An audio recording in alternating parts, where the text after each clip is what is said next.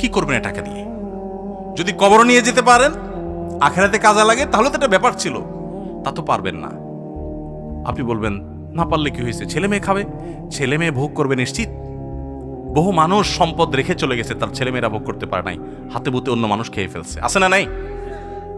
সবচেয়ে বড় হতভাগাকে জানেন?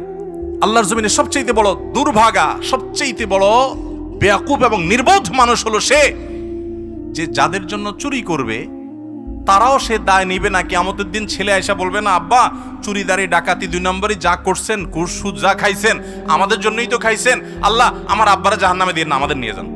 বলবে না ভাই, কোরআন বলেছে ইয়াউমা ইয়াফিরুল মারউ মিন আখিহি ওয়া উম্মিহি ওয়া আবিহি ওয়া সাহিবাতিহি ওয়া বানি। সন্তান বাপকে দেখে মাকে দেখে পালাবে, যে না জানি আজকে কোনো কিছুর জন্য ধরে। সবাই ইয়া নাফসি ইয়া নাফসি করবে। যাদের জন্য চুরি করবেন ওরাও দায় নিবে না। আপনার মতো নির্বোধ কে হতে পারে? সন্তানকে চুরির সম্পদ দিয়ে বড় করবেন না, সততা দিয়ে বড় করেন। আমাদের সমাজে আজ ঘরে ঘরে সেই মা বাপ আছে যে মা বাপ চায় আমার সন্তান থাকুক আজ দুধে ভাতে, সেই মা বাপ নাই যে মা বাপ বলে আমার সন্তান থাকুক আজ ঈমান আমলে সততার সাথে। সেই মা বাপ নাই। মা বাপ নকল কিনে এনে দেয়, বাবা 2 নম্বরে করে পরীক্ষা দেয়।